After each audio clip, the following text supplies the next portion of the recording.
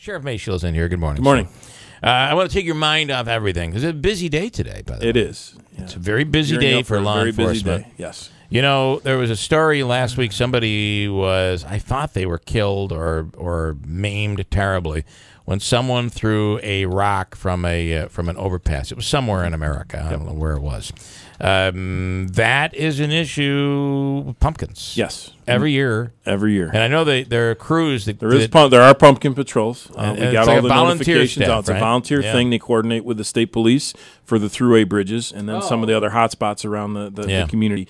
There are volunteers that will actually park on the bridges, and they have ID with them, you know, their credentials. Yeah. And for that purpose, you know, and they'll call if someone does show up at the bridge with bad intentions. But very dangerous thing. And unfortunately, there are some people who do that.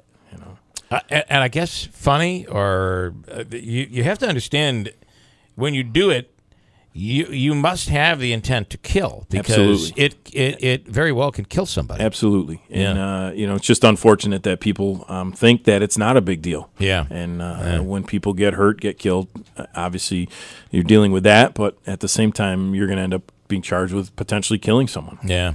I don't like driving at night on Halloween. I just try to stay home.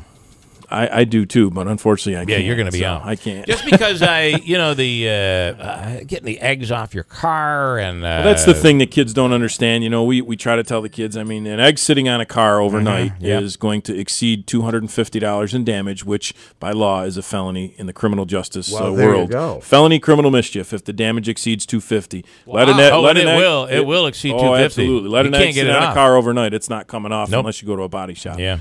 And that's a felony. Michael says the rock issue took place in Flint, Michigan. It was 6 kids. They were like 15 and 16 years old. Unfortunate. Somebody died.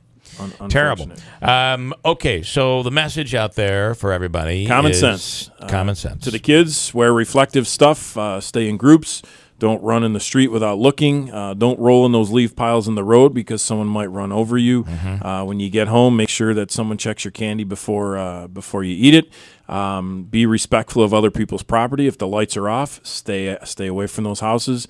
Don't smash the pumpkins. I mean, a lot of people put a lot of time and effort into carving their pumpkins, and why kids have to take them and smash them in the middle of the road is beyond me. To the parents that are out driving around, again, make sure you're cautious. There are kids all over. Take a minute during the day today, jump on our website, unitedcountysheriff.us, or go to the New York State Division of Criminal Justice website, NYDCJS. Search so you know where the registered sex offenders are in your neighborhood.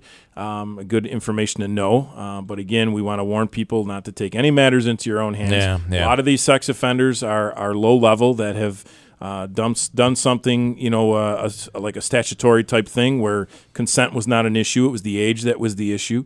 So they're not violent people. They're not all of them are not violent. Not all of them are going to reoffend. But at the same time, we want parents to know who these offenders are in the neighborhood.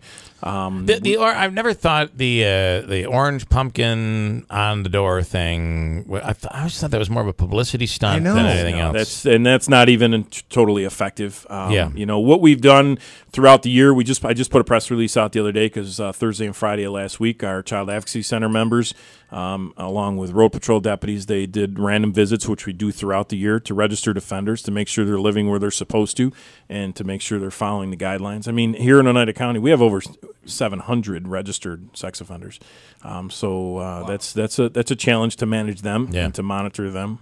You know, but again, this all comes down to common sense. No matter what we're here talking about, you know, and just be respectful of other people. We want everyone to have a great time.